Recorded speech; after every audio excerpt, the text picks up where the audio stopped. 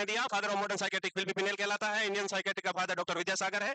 Insulin shock therapy को insulin coma therapy कहते हैं। और सिजोफ्रेनिया के लिए फर्स्ट टाइम 1927 में मैनफ्रेड सेकंड ने इन्वेंट की थी। उसके बाद 1938 में ईसीटी का इन्वेंशन हुआ था यूगोसैलिटी एंड ल्यूसिनो बिन्नी द्वारा। इतने सारे नाम थे, ये याद हो गए।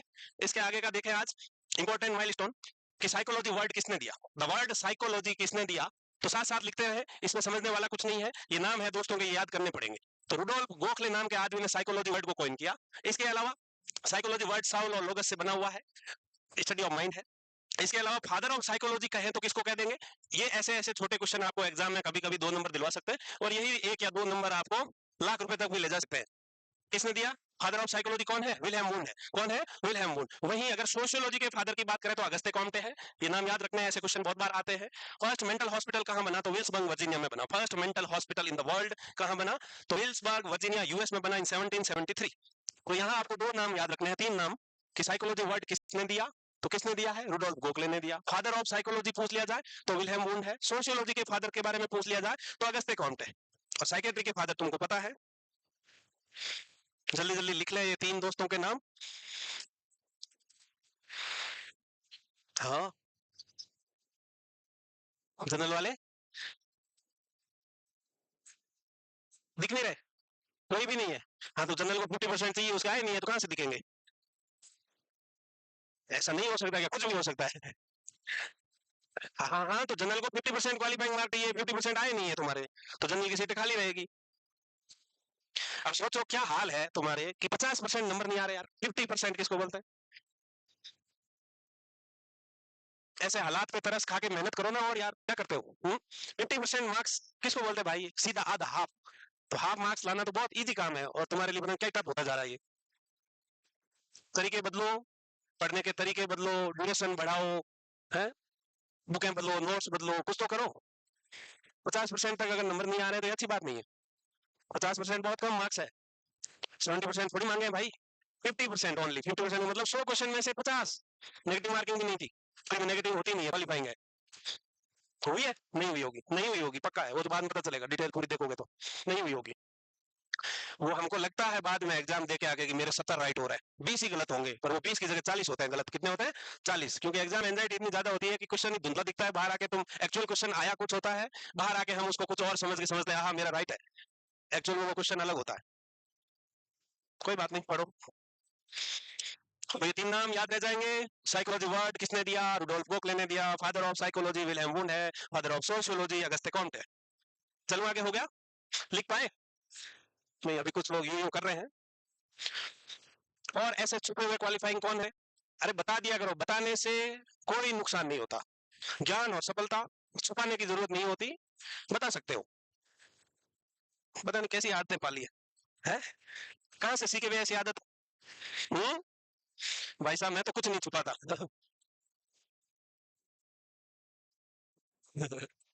समोसे को बेटा दिमाग से निकाल और उसकी जगह अगस्त्य कॉम्टे डाल। ये 2 नंबर दिलाएगा। समोसे से कुछ नहीं होगा, एसिडिटी होगी, पेट दुखेगा। नेक्स्ट माइलस्टोन देखो कि first text book American psychiatric की फर्स्ट टेक्स्ट बुक किसने लिखी? तो बेंजामिन रस ने लिखी, और इसलिए इनको फादर ऑफ अमेरिकन साइकेट्रिक कहते हैं। जॉर्ज बुश से याद रखना है, जॉर्ज बुश पहले अमेरिका के प्रेसिडेंट हुआ करते थे, वैसे ही ये रस और बुश हो गए। तो वहीं बेंजामिन रस है ना, इनको फादर ऑफ अमेरिकन साइकेट्रिक कहते हैं। क्या कहते हैं? Father of American psychiatric. इसके अलावा सिजोफ्रेनिया वर्ड है वो यूगन ब्लूलर ने दिया। और सिजोफ्रेनिया को हम पहले किस नाम से जानते थे? डिमेंशिया प्रीकॉक्स नाम से जानते हैं। और ये डिमेंशिया प्रीकॉक्स वर्ड किसने दिया? एमिल क्रैपलिन ने दिया। वो आगे आएगा शायद, नहीं आएगा तो लिखवा दूंगा। इसके अलावा a mind that found itself नाम की एक बुक थी, वो क्लिफोर्ड बियर वियर ने लिखी। इसके अलावा यॉर्क रिट्रीट किससे रिलेटेड है? ऐसा क्वेश्चन एक बार आया हुआ है। यॉर्क रिट्रीट मेंटल असाइलम का नाम है, और इसको फाउंड किया विलियम टुके ने। किसने? विलियम टुके ने किया, और ये इंग्लैंड में था। कहां था? इंग्लैंड में। तो ये मेंटल असाइलम है यॉर्क रिट्रीट। एक बार क्वेश्चन ऐसा आया हुआ है कि York Retreat is related to. अब यॉर्क रिट्रीट आपको नाम नहीं सुना होगा तो आंसर क्या दोगे? किससे रिलेटेड है? ये मेंटल असाइलम है, मेंटल असाइलम।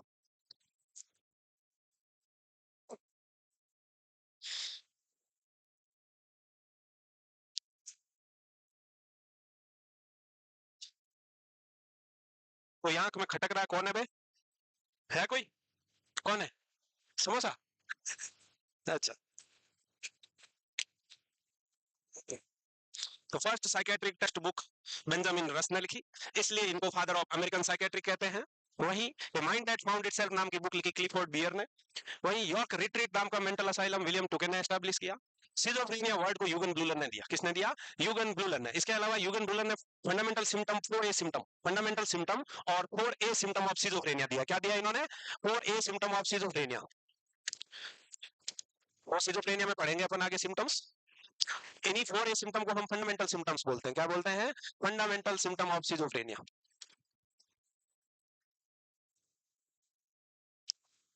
है कोई जिसको याद है 4A सिम्टम्स? जिसने साइकेट्रिक पढ़ ली वो बच्चे बताए हमको जरा। हम्म हम्म 4A सिम्टम क्या है? 4A सिम्टम क्या पुराने हो ना, बताओ भाई। 4A symptom is ambivalence, autistic thinking, associative looseness and affective flattening. Ambivalence का मतलब होता है two contraindicatory ideas at the same time. Two contraindicatory ideas at the same time का मतलब क्या है कि एक साथ दो तरह के माइंड में थॉट्स आना। जैसे एम्बिवेलेंस का मतलब कॉन्फ्लिक्ट बिटवीन थॉट्स। अरे बेटा सर क्यों पकड़ लिया? तो बालिके क्या हुआ? एम्बिवेलेंस का मतलब होता है कॉन्फ्लिक्ट बिटवीन थॉट्स, यानी कि थॉट के बीच का कॉन्फ्लिक्ट। एग्जांपल, पड़ोस वाली भाभी बहुत सुंदर दिखती है पर शादीशुदा है, क्या करेगा? Love and hate feeling at the same time. Love and hate feeling at the same time, इसको क्या बोलेंगे? एम्बिवेलेंस। थॉट के बीच का कॉन्फ्लिक्ट है कि क्या करें, अच्छी तो लगती है पर शादीशुदा है ना। अच्छी लगती है मतलब प्यार करते हैं पर नफरत इसलिए हो रही है कि शादीशुदा है। तो क्या करोगे बे? क्या करोगे? ये कहलाता है एम्बिवेलेंस। फिर आता है affective flattening.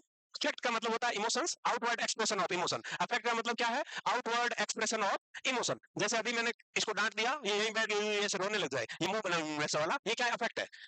Outward expression of emotion क्या कहलाता है? अफेक्ट कहलाता है। तो यहाँ सिजोफ्रेनिया वाले पेशेंट के इमोशंस कैसे हो सकते हैं? या तो फ्लैट हो सकते हैं, या ब्लंट हो सकते हैं, या लेबाइल हो सकते हैं।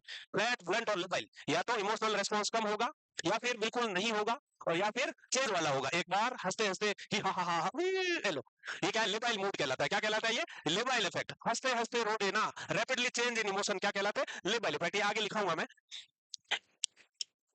ये लिख लिया इतना। इसके अलावा मेंटली इल पर्सन को पहले क्या बोलते थे? कल बताया था, ल्यूनेटिक बोलते थे। क्या बोलते थे? ल्यूनेटिक। अब ल्यूनेटिक बोलते थे तो ल्यूनेटिक एक्ट था, इंडियन ल्यूनेसी एक्ट कहलाता है, 1912। कब पास हुआ था? 1912। यही ल्यूनेसी एक्ट बाद में किस में बदल गया भाई? बोलो।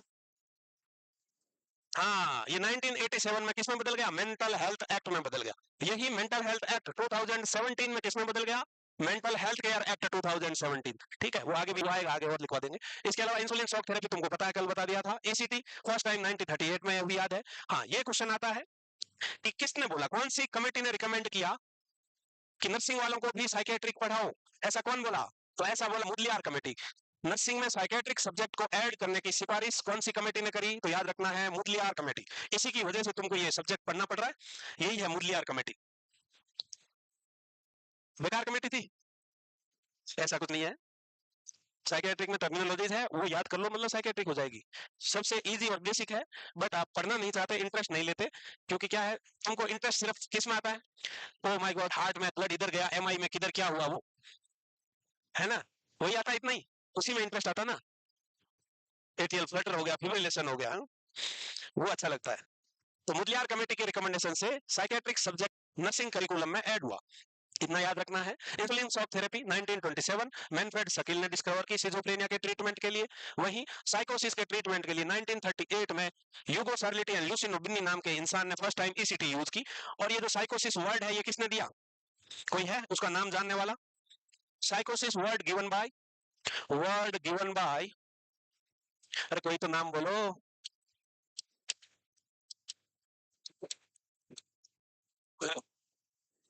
The word is given by futures Leben.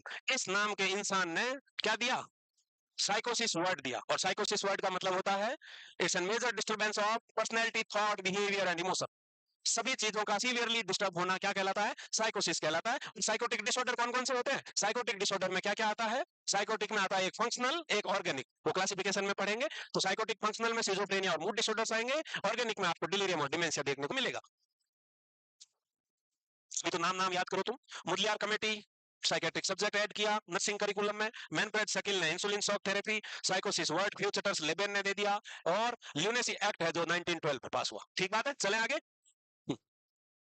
इसके अलावा वोर कमेटी ने रिकमेंड किया था मेंटल हॉस्पिटल खोलने का, ये भी क्वेश्चन है कि किस कमेटी के रिकमेंडेशन से मेंटल हॉस्पिटल खुलने स्टार्ट हुए इंडिया में। तो वोर कमेटी थी, उन्होंने बोला मेंटल हॉस्पिटल खुलने चाहिए।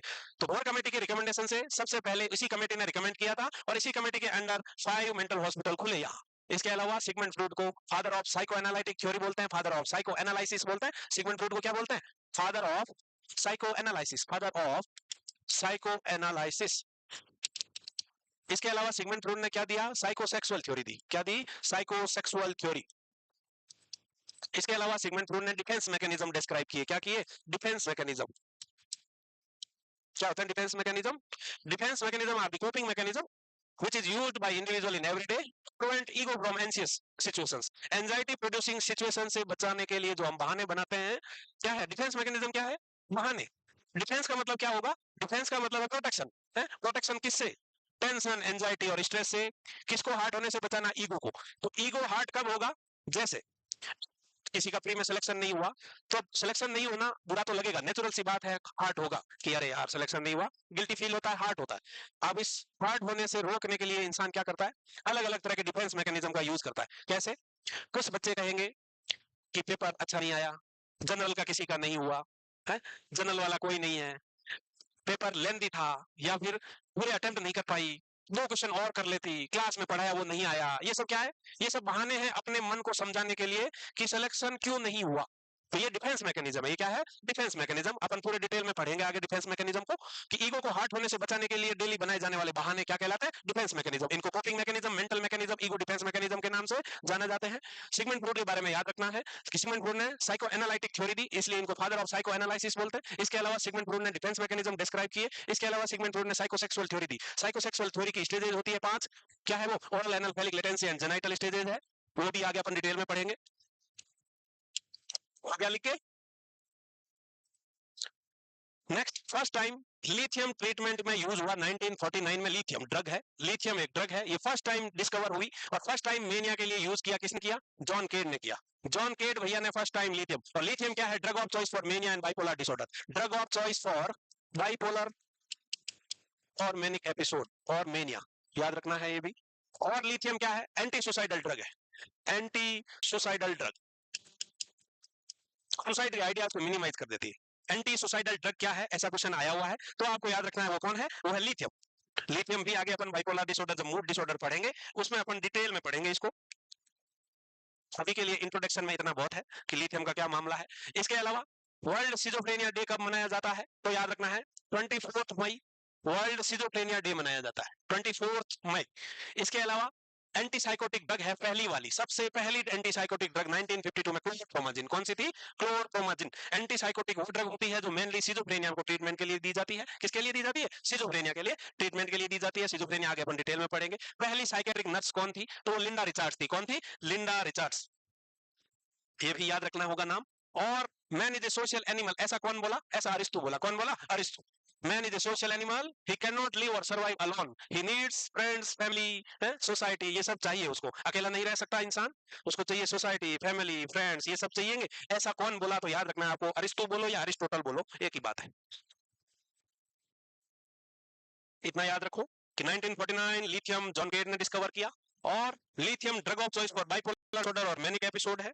वहीं 24 मई सिजोफ्रेनिया डे मनाया जाता है। इसके अलावा 1952 फर्स्ट एंटीसाइकोटिक क्लोरप्रोमाजिन डिस्कवर हुई। इसके अलावा man is a social animal, ऐसा बोला कौन?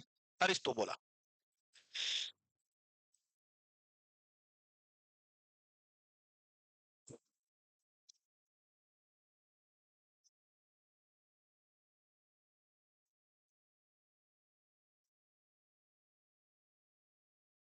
पुराने हो, लिखा हुआ है। हुँ?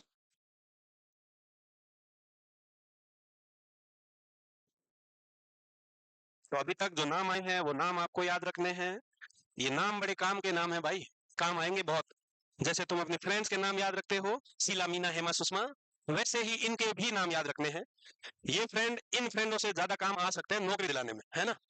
तो इनके नाम जरूर याद रखना है, भूलना नहीं है बिल्कुल भी। Father of Indian psychiatric Vidyasagar ji है।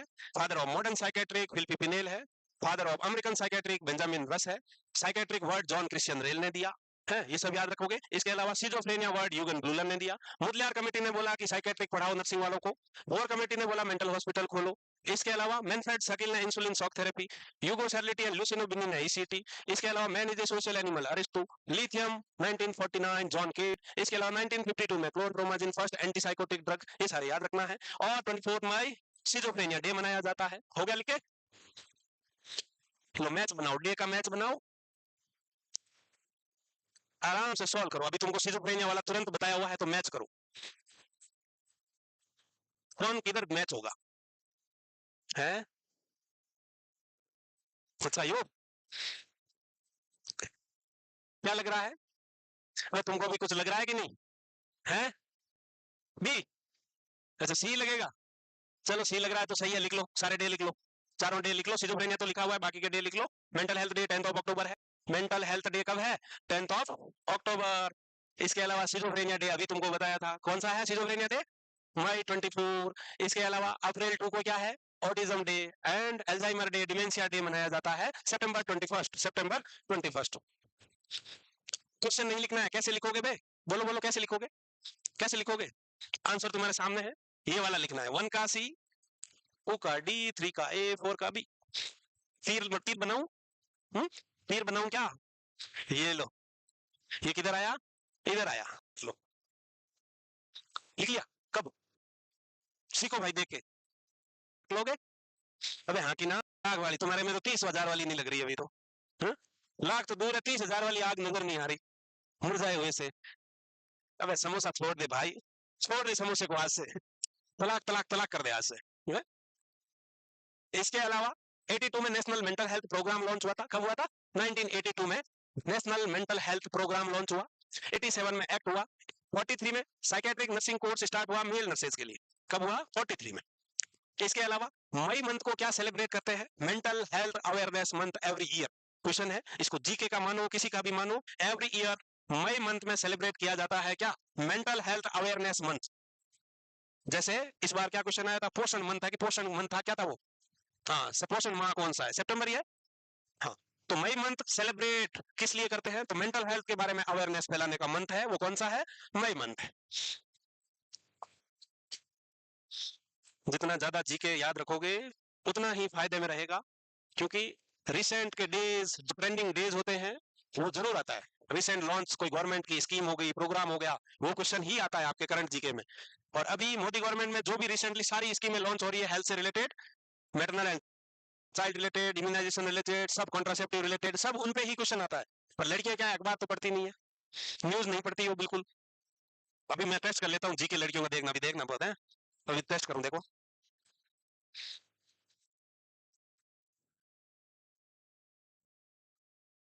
बेटा बताना राजस्थान का प्राइम मिनिस्टर कौन है? तो बताओ। क्या है यार, राजस्थान का प्राइम मिनिस्टर नहीं पता? तो राष्ट्रपति बताओ। तो राजस्थान के बताना है, ठीक है? ठीक है? कौन है बेटा राजस्थान का प्राइम मिनिस्टर? राजस्थान के प्राइम मिनिस्टर कौन है? है? राजस्थान के पूछ रहा हूँ मैं, डरो मत, बताओ, खुल के बता दो। देखा, इसीलिए अखबार पढ़ो। क्या पढ़ो? अखबार पढ़ो बे। हाँ पहलवान बता दो, राजस्थान के प्राइम मिनिस्टर कौन है? वेरी गुड बेटा, यही तो जवाब चाहिए ना। अरे बेटा प्राइम मिनिस्टर पूरी कंट्री का होता है, राजस्थान का नहीं होता। वो तो पता है ना कंट्री का कौन है? कौन है बेटा बताना एक बार, एक बार नाम बता दो, कौन है? आपने प्राइम मिनिस्टर कौन है? अरे रुक जाओ भाई, मैं प्राइम मिनिस्टर होता ध्यान थोड़ी होता आज। हाँ, पूरा नाम बताओ मोदी जी का। इसलिए अखबार पढ़ा करो, रील मत देखा करो, अखबार पढ़ा करो। है, रील्स कम देखना है, क्या करना है? डेली 10 मिनट न्यूज़पेपर पढ़ा करो, डेली 10 मिनट न्यूज़पेपर में ही करंट जीके है सारा। मिनिस्ट्री कौन से, एम्स का डायरेक्टर कौन, ये सब अखबार में रोज खबर आती है, पर पढ़ता कौन है? मैं तो पढ़ता ही हूँ। 2017 वाले मेंटल हेल्थ केयर एक्ट में क्या खास था? तो ये 7 अप्रैल 2017 को पार्लियामेंट में प्रेजेंट हुआ, पास हुआ। इसके बाद पास होने के बाद 7 जुलाई 2018 से लागू हुआ। ये दोनों क्वेश्चन आए हुए हैं कि कब पास हुआ और कब लागू हुआ, केम इनटू फोर्स, याद रखना है। अब इस बिल की खासियत क्या थी, ये क्यों आया, द मेन फोकस क्या है? 2017 वाले मेंटल हेल्थ केयर एक्ट का फोकस क्या है? मेन फोकस टू प्रिवेंट और protect rights of mentally ill person, rights of mentally ill person, जो भी मेंटली इल पर्सन है उनको भी as a human being considered करते हुए उनके राइट्स को प्रोटेक्ट करना है, उनके राइट्स को प्रोटेक्ट करना है, ये मेन फोकस था। इस बिल में बहुत सारे प्रोसीजर्स को प्रोहिबिटेड किया। प्रोहिबिटेड का मतलब क्या है? नहीं करना है। क्या करना है? नहीं करना है, करना नहीं है, ऐसा नहीं करना है, इसको प्रोहिबिशन बोलते हैं। बैन है, क्या है? बैन। पहली चीज कि फॉलोइंग ट्रीटमेंट, पहला क्या है? ईसीटी बिना एनेस्थीसिया और मसल्स रिलैक्सेंट नहीं देंगे। ये नहीं है कि मरीज को उठा के फिल्मों में दिखाते हैं ना, ऐसे उठा के लाए, चार मुस्टंडे आए, पकड़ा और ले जाके ही करंट लगा दिया, वो पेशेंट चिल्ला रहा है। नहीं, वो सलमान खान मूवी थी ना, क्यों की, देखिए उसमें सलमान खान मेंटली डिस्टर्ब होता है, उसको उठा उठा के बार बार ईसीटी दी जाती है, बार बार ईसीटी दी जाती है। तो ऐसा नहीं करना है। Muscles relaxant plus anaesthetic agent देंगे, सेडेशन देंगे ही देंगे। ओए बालिके, आ हाँ, तुम ही ने ली बस, मसल्स रिलैक्सेंट दे। इसके अलावा ईसीटी माइनर्स को नहीं देंगे। माइनर कौन? 18 ईयर से कम एज वालों। अब बोलोगे 18 वालों कम को क्यों नहीं देंगे? ऐसे नहीं देंगे, अवॉइड करेंगे। अगर माइनर इतना खतरनाक है कि खुद को मार सकता है, दूसरे को मार सकता है, उसी कंडीशन में माइनर को ईसीटी दे सकते हैं, पेरेंट्स और गार्जियन के कंसेंट से, पेरेंट्स और गार्जियन के कंसेंट से दे सकते हैं। इसके अलावा स्टरलाइजेशन नहीं करेंगे। स्टरलाइजेशन का मतलब है कोई इंसान मेंटली डिस्टर्ब हो गया तो ट्यूबेक्टोमी वेसेक्टोमी कर देते हैं। क्या कर देते हैं? ट्यूबेक्टोमी वेसेक्टोमी, क्योंकि अब ये मेंटली डिस्टर्ब है, बच्चे ना हो, कौन पालेगा, कौन देखेगा, तो वो वाला नहीं करना है। मेंटली डिस्टर्ब पर्सन का स्टरलाइजेशन नहीं करना है। इसके अलावा रिस्ट्रेंट का यूज नहीं करेंगे। मेंटली डिस्टर्ब है, जब जरूरत हो, ओनली बहुत ज्यादा डेंजर, ओनली उस कंडीशन में करेंगे when there is grave danger to the life of patient as well as life of others. जब मेंटली डिस्टर्ब पर्सन दूसरे को मार सकता है, जंगल की तलवार घुसा के टिटनेस से मार सकता है, या फिर खुद को मार सकता है, उसी कंडीशन में रजिस्टर किया जा सकता है, अदरवाइज नहीं करना है। इसके अलावा एक और चीज इसमें हुआ, वो हुआ डीक्रिमिनलाइजेशन ऑफ, डीक्रिमिनलाइजेशन, क्या होता है decriminalisation of suicide, decriminalisation of suicide. यहाँ सुसाइड कोई भी पहले अटेम्प्ट करता था तो पुलिस आती थी, उसको उठा के थाने ले जाती थी, पुलिस केस बनता था, उससे इंक्वायरी होती थी, क्यों किया ऐसा, बता किसका नाम है, ये वो, और टॉर्चर करती थी। तो अभी इस एक्ट ने क्या किया है कि सुसाइड अटेम्प्ट करना कोई क्रिमिनल एक्ट नहीं है, उससे आप कोई कानूनी कार्रवाई नहीं होगी, उस पर लीगल एक्शन नहीं होगा। क्यों? क्योंकि सुसाइड कौन अटेम्प्ट करता है? जो जिंदगी से परेशान है, जिंदगी से परेशान है, मेंटली डिस्टर्ब है, वही सुसाइड करेगा। अब तुम परेशान को और परेशान कर रहे हो, इंक्वायरी कर रहे हो, थाने ले जा रहे हो, तो और परेशान होगा। तो यहाँ इस लॉ ने बोला है कि जो इंसान ने सुसाइड अटेम्प्ट किया, इसका मतलब है वो मेंटली डिस्टर्ब है, वो मेंटली टॉर्चर है, मेंटली स्ट्रेस्ड है, उसके खिलाफ लीगल एक्शन ना लेके उसकी काउंसलिंग करनी है, साइकेट्रिक ट्रीटमेंट करना है। क्या करना है? साइकेट्रिक ट्रीटमेंट करना है। इसलिए सुसाइड अटेम्प्ट को डीक्रिमिनलाइज कर दिया है, यानी कि suicide attempting is no more criminal act, no more criminal act. तो ये 5 चीजें याद रखना, इसमें क्वेश्चन आता है, पिछले नॉर्थ साइड में आया था, इस वाले में नहीं, इससे पिछले वाले में आया था। ये सारे ऑप्शन दे रखे थे, कुछ एक और अलग था कि all of above are prohibited procedure according to Mental Health Care Act 2017, ऐसा क्वेश्चन था जिसमें ये सारे ऑप्शन थे, एक कोई और था, एक्सेप्ट पूछा हुआ था। तो हो सकता है फिर से आ जाए, रिसेंट एक्ट है, क्वेश्चन आ सकता है। तो याद रखने हैं, ईसीटी माइनर को नहीं देंगे, ईसीटी मसल्स रिलैक्सेंट और एनेस्थीसिया के बिना नहीं देंगे, इसके अलावा रिस्ट्रेंट का इस्तेमाल नहीं करेंगे, और क्या, स्टरलाइजेशन नहीं करेंगे। इसके अलावा सुसाइड डिक्रिमिनलाइज कर दिया है। सुसाइड अटेम्प्ट कोई क्रिमिनल एक्ट नहीं है, उसके अगेंस्ट कोई लीगल एक्शन नहीं होगा, काउंसलिंग होगी, एडमिशन होगा, साइकेट्रिक ट्रीटमेंट होगा। तो 5 पॉइंट याद रह जाएंगे।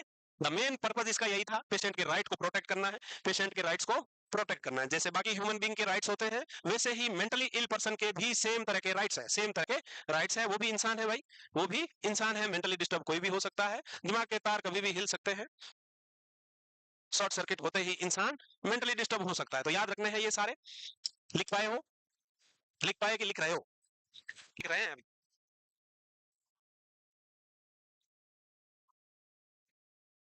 अरे ऑनलाइन वालों, तुम्हारा हुआ कि नहीं कुछ? ऑफलाइन वाले तो बता नहीं रहे हैं, धीरे धीरे बताएंगे। तुम लोग बता दो भाई, किसी का हुआ हो तो।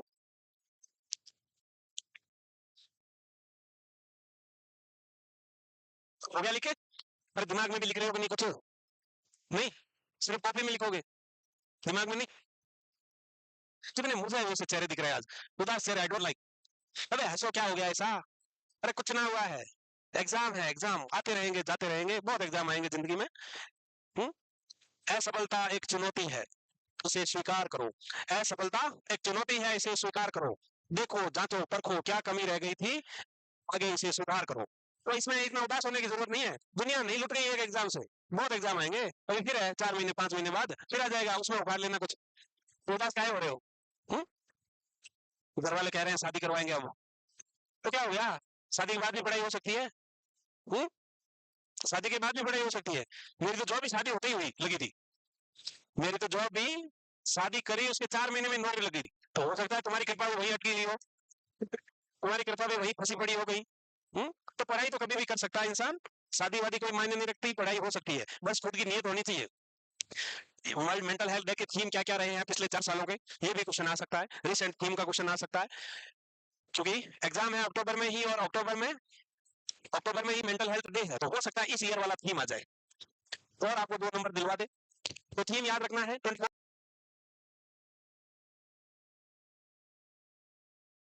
बहुत टेंशन में डिप्रेशन में जा रहे हैं काम की वजह से, काम का प्रेशर झेल नहीं पा रहे, तो मेंटल हेल्थ पे भी फोकस करना है वर्क प्लेस पे, ये थीम इस साल का है।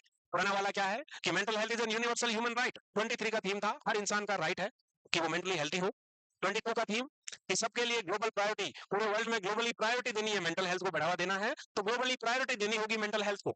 वहीं 21 का थीम था कि इस अनइक्वल वर्ल्ड में मेंटल हेल्थ कहाँ स्टैंड करता है, मेंटल हेल्थ कहाँ स्टैंड करता है, उसका क्या है अवेयरनेस, क्या है लोगों को, गवर्नमेंट स्कीम्स क्या है, मेंटल हेल्थ को प्रमोट कैसे कर रहे हैं, मेंटल इलनेस का प्रिवेंशन के लिए क्या स्कीम चल रही है, वो सबका थीम था। तो ये चारों रिसेंट थीम आपको याद रखने हैं, बाकी रहे ना रहे इस बार वाला जरूर याद रखना है।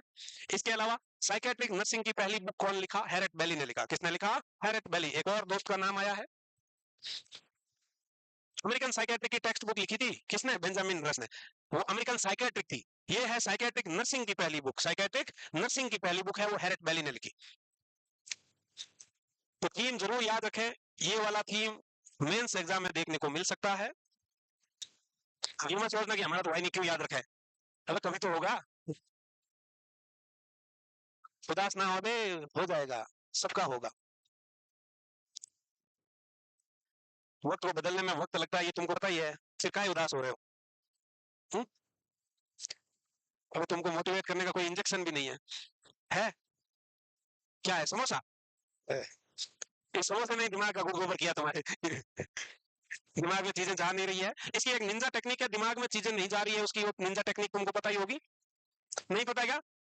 हाँ, इसकी एक निंजा टेक्निक है, जिन बच्चों के दिमाग में काम की चीज, पढ़ाई की चीज नहीं घुसती हो, वो लोग आधा बाल्टी पानी लें, जिसमें 2 बड़े चम्मच सर्फ एक्सेल डालें और 3 बूंद हार्पिक की डालें, और सीनियर और बड़ों के सुपरविजन में 15 मिनट तक डुबो के रखें, उसके बाद तौलिए से अच्छे से रगड़ के सुखा लें, और फिर देखें आप फर्क महसूस करोगे। बस इसमें वैधानिक चेतावनी यही है कि ये विधि अकेले में नहीं करें, कोई ना कोई समझदार पास में होना चाहिए, ये रिस्की हो सकता है? तो ये विधि अपना सकते हो, अपना के देख लेना, फर्क पड़ेगा। मैं तो हर 15 दिन में ऐसा करता हूँ, अकेले में ना करें पर है, मैं भी कोई ना कोई सीनियर ले ही लेता हूँ पास में। हो गए थीम लिखे, इतना कहाँ लिख रहे हो भाई, 4 थीम ही तो है, हो गया, क्या हुआ, विधि के बारे में पूछ रही हो क्या? अरे लिख लिया, कहाँ लिखा था, पेन काहे चला रहे हो फिर, हो गया, चलो शाबाश। अब भाई साहब बात आती है कि बीएससी नर्सिंग में साइकेट्रिक सब्जेक्ट कब ऐड हुआ, तो बीएससी नर्सिंग में साइकेट्रिक सब्जेक्ट 1965 में हुआ, कहाँ, बीएससी नर्सिंग में। उसके अलावा एमएससी नर्सिंग 75 में हुई, एमएससी नर्सिंग 75 में, और 86 में जीएनएम में साइकेट्रिक सब्जेक्ट ऐड किया, 86 में, कब किया, 86। तो ये याद रखने की जरूरत है कि सबसे पहले बीएससी नर्सिंग में साइकेट्रिक सब्जेक्ट कौन से ईयर में ऐड हुआ, तो 65, हाँ 65, फिर एमएससी नर्सिंग 75 में, जीएनएम में 86। तो ऐसे याद रखना है, BSc MSc GNM 65, 75 and 86, 65, 75 and 86, ये तीनों याद रखने हैं डाटाज।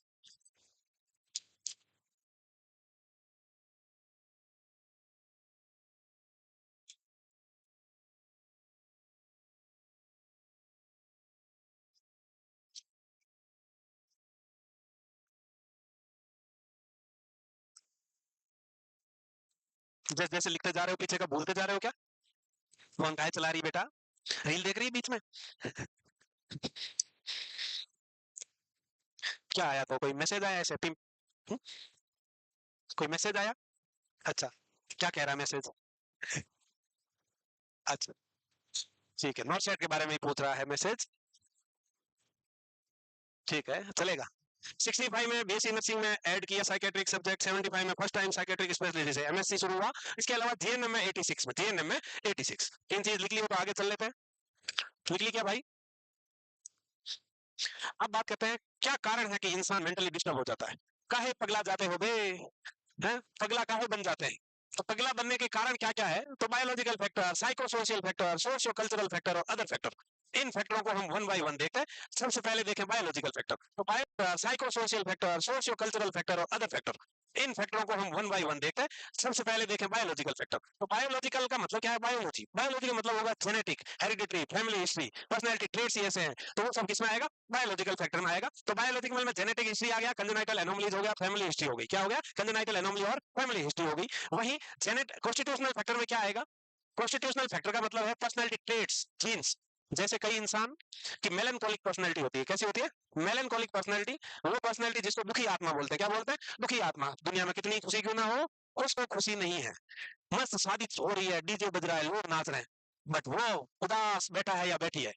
हाँ ठीक है, तुम्हारी कोई गर्लफ्रेंड बॉयफ्रेंड की शादी हो रही है तो थोड़ी देर उदास हो सकते हो, पर खुद के घर में ही शादी, दोस्तों की शादी, वहां भी उदास, पंकज उदास बन के बैठा हुआ है। तो कितना भी खुशी का मौका हो, कोई खुशी नहीं है उसको, वो हमेशा उदास रहेगा। फेस्टिवल है, उदास। कोई फंक्शन है, ओकेजन है, उसमें भी उदास।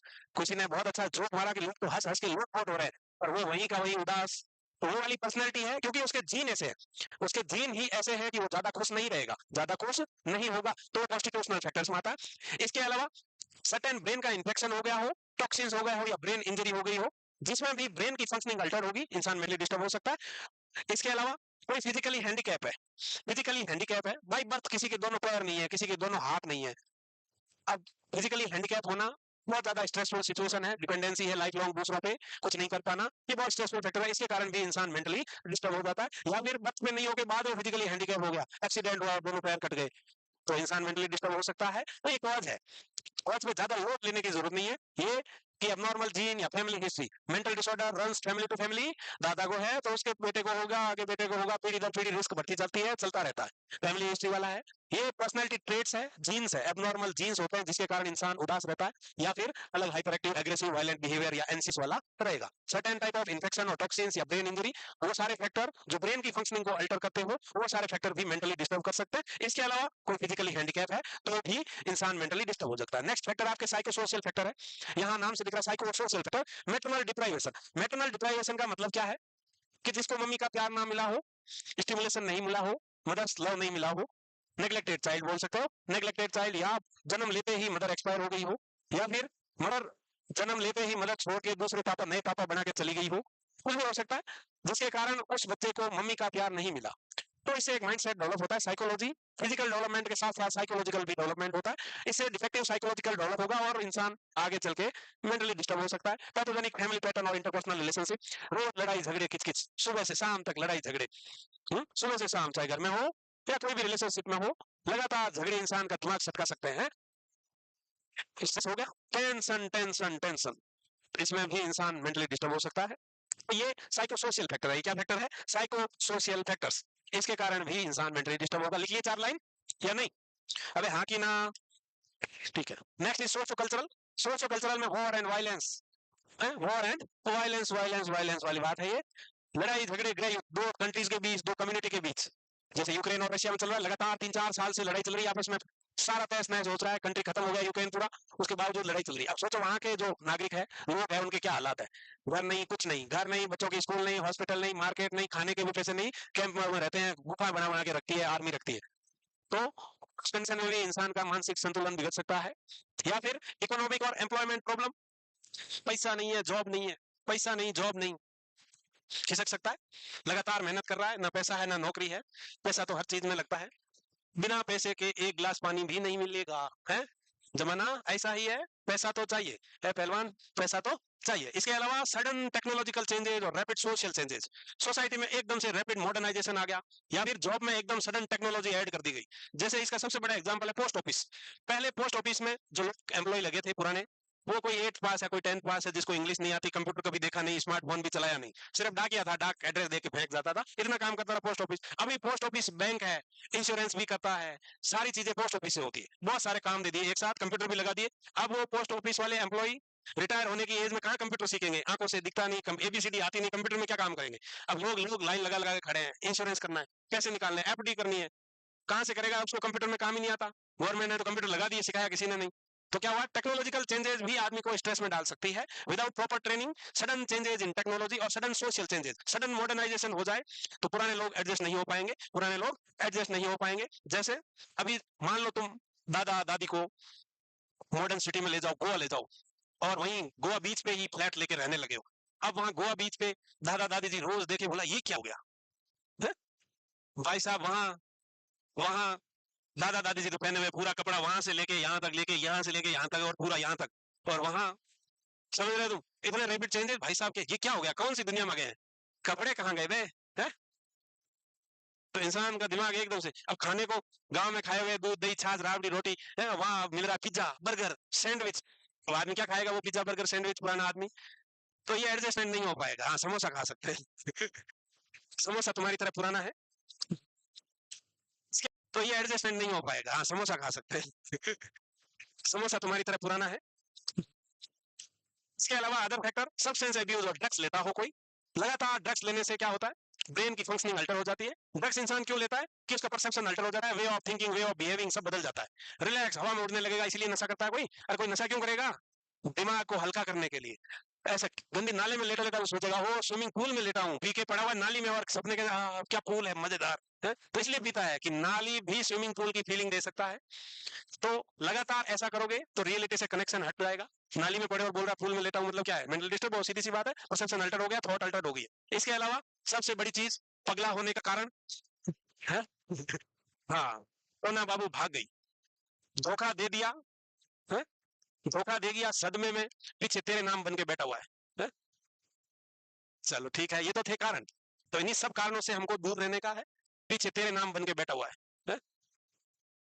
चलो ठीक है, डिवाइड करके पढ़ेंगे। एक साइकोसिस है, दूसरा न्यूरोसिस है।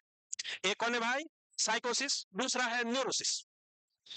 साइकोसिस का मतलब हो रहा है मेजर डिस्टरबेंस, सीवियर टाइप वाली बीमारी, सीवियर डिस्टरबेंस है जिसमें पर्सनैलिटी थॉट बिहेवियर इमोशन सब डिस्टर्ब हो जाएगा। वहीं दूसरा वाला हल्का फुल्का टेंशन की वजह से होने वाला न्यूरोसिस।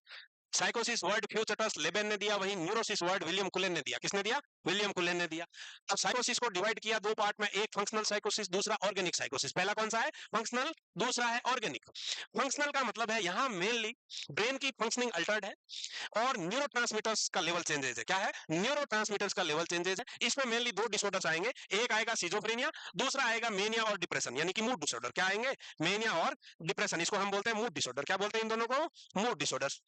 तो ये तो पार्ट हो गया साइकोसिस का। वहीं साइकोसिस का ये पार्ट कौन सा है, फंक्शनल साइकोसिस। दूसरा पार्ट है ऑर्गेनिक साइकोसिस, और ऑर्गेनिक साइकोसिस का मतलब ब्रेन में कुछ पैथोलॉजिकल कॉज है, certain type of brain pathological aetiology जो ब्रेन की फंक्शनिंग को अल्टर करता हो, चाहे इन्फेक्शन हो, टॉक्सिसिटी हो, हेड इंजरी हो, वो सारे फैक्टर, ओल्ड एज के कारण डिजेनरेटिव चेंजेस हो, वो सारे फैक्टर के कारण अगर इंसान को साइकोसिस सिम्टम देखने को मिलेंगे तब उसको हम ऑर्गेनिक साइकोसिस कहेंगे। और इसमें दो डिसऑर्डर आएंगे, acute and chronic. Dementia is chronic disorder.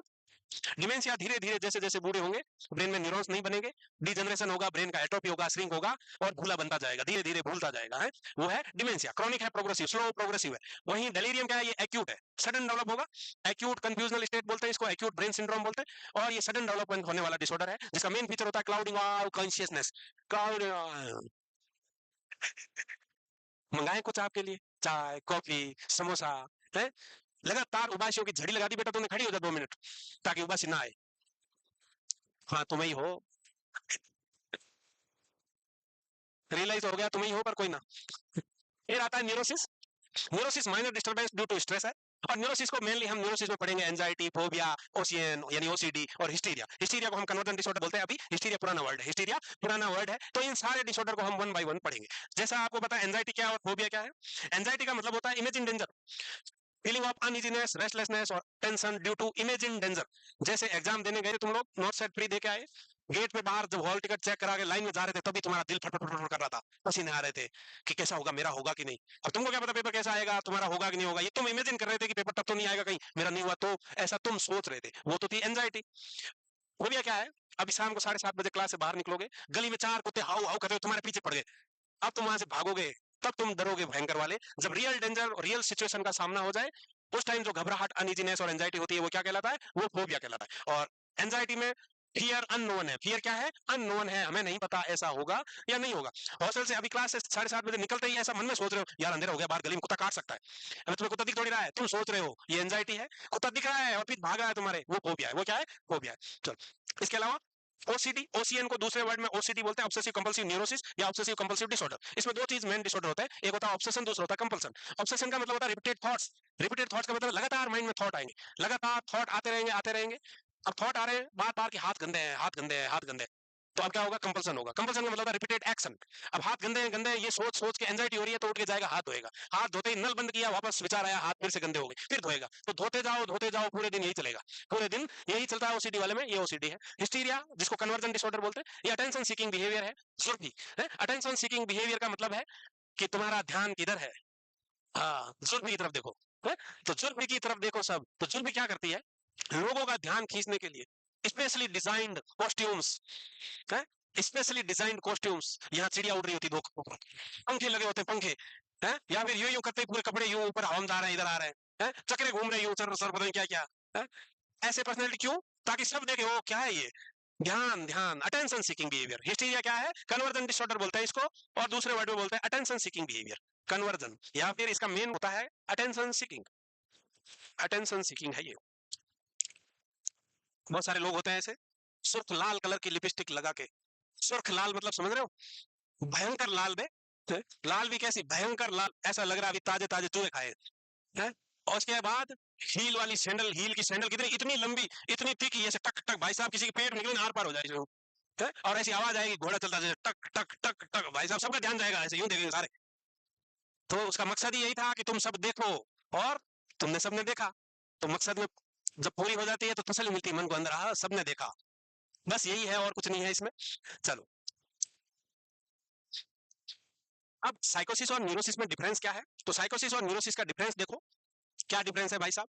तो साइकोसिस मेनली क्या है, मेजर डिसऑर्डर है। ये कैसा डिसऑर्डर है बेटा, मेजर इलनेस है लिखा हुआ है, मेजर डिसऑर्डर, जिसमें सारा चीज डिस्टर्ब रहेगा, थॉट, परसेप्शन, बिहेवियर, इमोशन, सब कुछ डिस्टर्ब। वहीं न्यूरोसिस माइनर डिस्टर्बेंस है, माइनर इलनेस है। मेन डिफरेंस साइकोसिस और न्यूरोसिस में किसका है, इनसाइट। क्वेश्चन आता है, द मेन डिफरेंस बिटवीन साइकोसिस एंड न्यूरोसिस इज, क्या है वो, इनसाइट का है। साइकोसिस वाले पेशेंट को पता नहीं होता कि वो मेंटली डिस्टर्ब है, न्यूरोसिस वाले को सब पता होता है। न्यूरोसिस वाले को सब पता होता है उसकी कंडीशन के बारे में, इनसाइट प्रेजेंट है, साइकोसिस में इनसाइट एब्सेंट है। ये मेन डिफरेंस है, याद रखना है। साइकोसिस वर्ड तो तुमको पता ही है, किसने दिया था, बोलो नाम बोलो, है न्यूचेतस लेबेन ने दिया। वही न्यूरोसिस किसने दिया, न्यूरोसिस दिया विलियम कुलेन ने। किसने दिया, विलियम कुलेन ने, विल्लू कुल्लू ने, किसने दिया, विल्लू कुल्लू। हाँ, तो यहाँ इनसाइट एब्सेंट है, वहां इनसाइट प्रेजेंट है। यहाँ साइकोसिस में रियलिटी के साथ कनेक्शन कट है। रियलिटी के साथ कनेक्शन कट इसलिए है क्योंकि ठेला चलाने वाला मजदूर गरीब बेचारा, उसको डिलीजन ऑफ ग्रैंडियोसिटी हो गया, बोले मैं राजा है, नहीं है राजा, मैं भगवान हूँ। अब उसको बोल रहे लोग नहीं है मैं भगवान, पर वो नहीं मानेगा। रियलिटी से कनेक्शन कट है, रियल में तो वह भिखारी, पर समझ तो राजा रहा है, समझ तो खुद को राजा रहा है, रियलिटी से कनेक्शन बिल्कुल खत्म है, वहां रियलिटी से कांटेक्ट मेंटेन रहेगा। साइकोटिक फीचर बोलते हैं मेनली डिल्यूजन और हेलुसिनेशन को। डिल्यूजन एंड हेलुसिनेशन क्या कहलाते हैं, साइकोटिक फीचर या साइकोटिक सिम्टम। जब भी ये दो वर्ड आ जाए या पूछ लिया जाए साइकोटिक सिम्टम कौन से होते हैं, तो साइकोटिक सिम्टम्स कौन से हैं भाई, डिल्यूजन एंड हेलुसिनेशन को ही साइकोटिक सिम्टम बोलते हैं। और ये साइकोटिक सिम्टम मेनली साइकोसिस में देखने को मिलेंगे, न्यूरोसिस में नहीं मिलेंगे, न्यूरोसिस में नहीं मिलेंगे। इसके अलावा यहाँ थॉट का मेन डिस्टर्बेंस होगा, न्यूरोसिस में थॉट का कोई ज्यादा डिस्टर्बेंस नहीं है। इसका जो मेन कॉज होगा, साइकोसिस किस कारण होगा, तो साइकोसिस होगा जेनेटिक फैक्टर के कारण, न्यूरोट्रांसमीटर इम्बैलेंस के कारण। क्या होगा, न्यूरोट्रांसमीटर इम्बैलेंस। वहीं न्यूरोसिस किसके कारण होगा, मेनली स्ट्रेस के कारण होगा। किसके कारण होगा, mainly due to stress. Stressful situation में ही न्यूरोटिक सिम्टम्स आएंगे, स्ट्रेसफुल सिचुएशन में ही न्यूरोटिक सिम्टम्स आएंगे, अटेंशन सीकिंग बिहेवियर हो सकता है। सारा मामला दिमाग में जब टेंशन होगा तो न्यूरोटिक सिम्टम्स आएंगे, तो न्यूरोटिक सिम्टम्स आएंगे। यहाँ इसके ट्रीटमेंट के लिए हमको एंटीसाइकोटिक देना पड़ता है। क्या देना पड़ता है, एंटीसाइकोटिक्स, ईसीटी, साइकोथेरेपी, ये सब देना पड़ता है। न्यूरोसिस के ट्रीटमेंट के लिए क्या देना है, हाँ साइकोथेरेपी से काम चल जाता है, मेनली साइकोथेरेपी, मेनली साइकोथेरेपी से काम हो जाएगा। या फिर एंटी एंजाइटी ड्रग दे सकते हो, क्या दे सकते हैं, एंटी एंजाइटी ड्रग।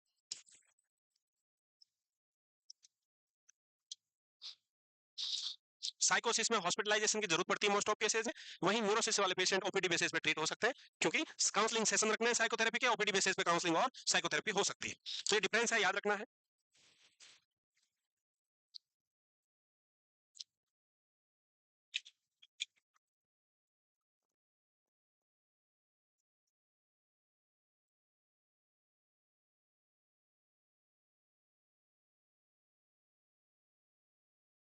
हो गया क्या, है हो गया, चलो। लिखो लिखो फटाफट लिखो। काहे नहीं लिख रहे हो भाई? आगे बैठ के भी नहीं लिख रहे हो? हैं? हाथ थक गए? कहाँ छूट गया? पड़ोसी की देख के लिख लेती, फिर कब लिखेगी? है? रूम में जाके काय को टाइम वेस्ट करेगी बेटा? छूट गया तो बोल देती रुकने के लिए, हम रुक जाते थोड़ी देर। हुँ? छोड़ो नहीं कुछ भी।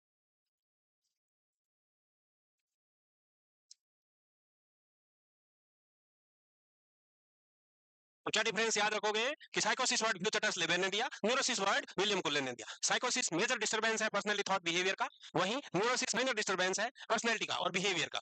न्यूरोसिस मेनली स्ट्रेसफुल सिचुएशन के कारण होता है, यानी कि टेंशन के कारण होता है, वहीं साइकोसिस जेनेटिक फैक्टर न्यूरोट्रांसमीटर इंबैलेंस के कारण होता है। साइकोसिस को ट्रीटमेंट करने के लिए एंटीसाइकोटिक देनी पड़ती है, ईसीटी देनी पड़ती है, साथ में साइकोथेरेपी देनी पड़ेगी। वहीं न्यूरोसिस को ट्रीट करने के लिए हम क्या देंगे? साइकोथेरेपी देंगे, एंटी एंजाइटी ड्रग देंगे। इसके अलावा इनसाइट जो साइकोसिस में है, इनसाइट एब्सेंट रहती है, वहीं न्यूरोसिस में इनसाइट प्रेजेंट रहती है।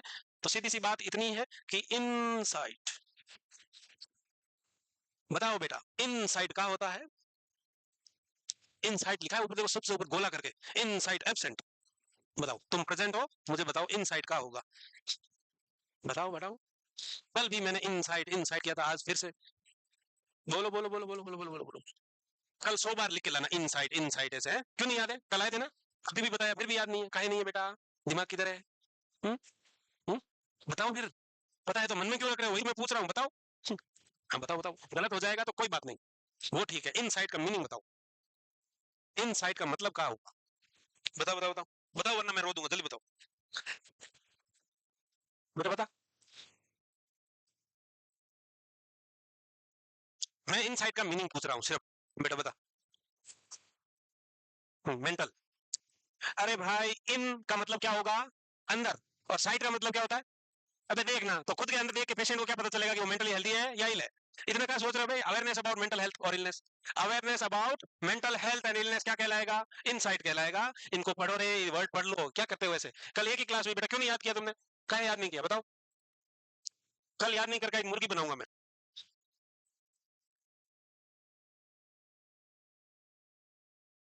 कल एक वर्ड बताया था बेटा कि अगर इनसाइट एब्सेंट होती है तो उसको क्या कहते हैं? कल थे आप? बताओ। वेरी गुड बेटा, क्या बोलेंगे? एनोसोग्नोसिया, जिसका मतलब होता है लैक ऑफ इनसाइट। क्या मतलब है? लैक ऑफ इनसाइट, जिसको पता नहीं है कि वो पगला है कि नॉर्मल है, उसके लिए वर्ड होता है एनोसोग्नोसिया। क्या वर्ड होता है? एनोसोग्नोसिया, जिसको बोलते हैं lack of insight, lack of insight. Question आया, आंसर करो। ए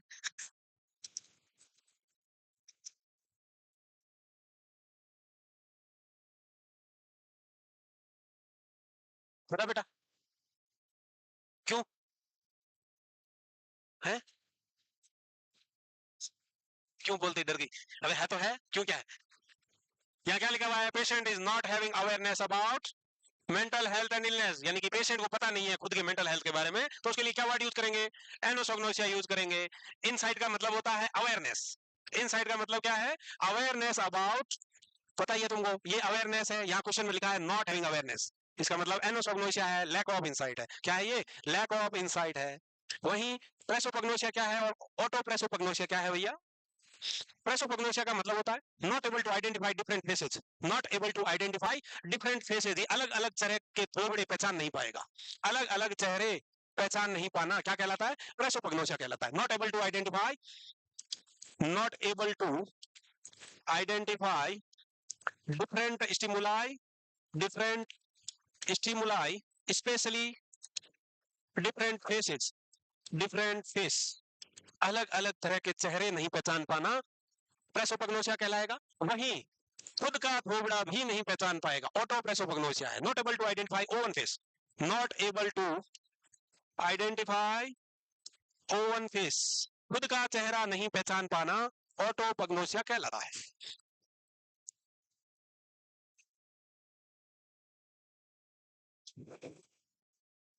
अब लिख लो ये पग्नोसिया पग्नोसिया।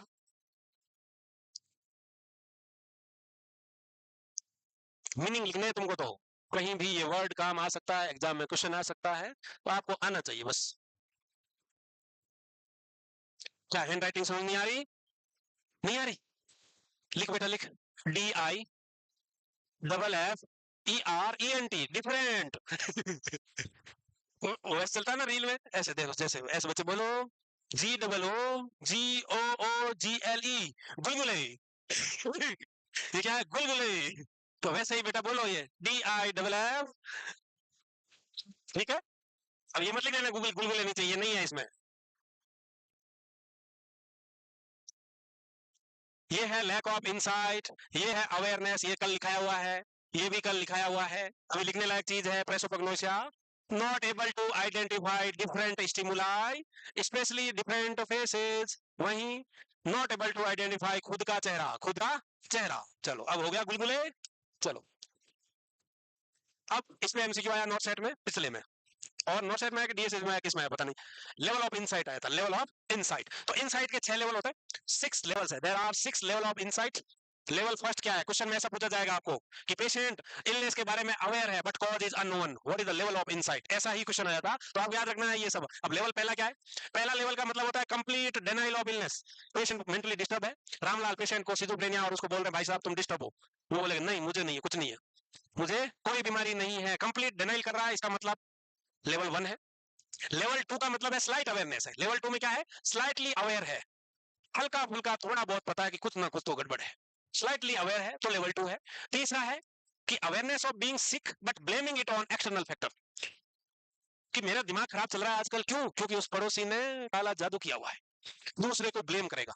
या फिर मैं आजकल टेंशन में चल रहा हूं इसलिए मेरा दिमाग सही नहीं है, क्योंकि ये लुगाई है घर में दिन भर लड़ती रहती है, दिन भर कलेश करती है, इसलिए मैं थोड़ा डिस्टर्ब चल रहा हूं, यानी कि दूसरों को ब्लेम करेगा, एक्सटर्नल फैक्टर को ब्लेम करेगा, वो लेवल 3 है। चौथा है कि awareness of illness but cause नहीं पता, पेशेंट को पता तो है कि मैं मेंटली तो डिस्टर्ब हूं, पर क्यों हूं कॉज का नहीं पता, कॉज का नहीं पता, ये लेवल 4 में आएगा। लेवल 5 क्या है? लेवल 5 को हम इंटेलेक्चुअल इंसाइट बोलते हैं। ये भी याद रखना क्वेश्चन, इंटेलेक्चुअल इंसाइट और ट्रू इमोशनल इंसाइट, दो चीज है। ये इंटेलेक्चुअल और ट्रू इमोशनल पे क्वेश्चन आ सकता है। इंटेलेक्चुअल इंसाइट का मतलब क्या है? कि admission that patient is ill, completely जान रहा है, पेशेंट को पूरा पता है और वो एक्सेप्ट कर रहा है कि वो मेंटली डिस्टर्ब है, मेंटली इल है, इसको बोलते हैं इंटेलेक्चुअल इंसाइट। वही इमोशनल इंसाइट क्या होगी? कि awareness that patient motive and feeling can lead to basic change in the behaviour.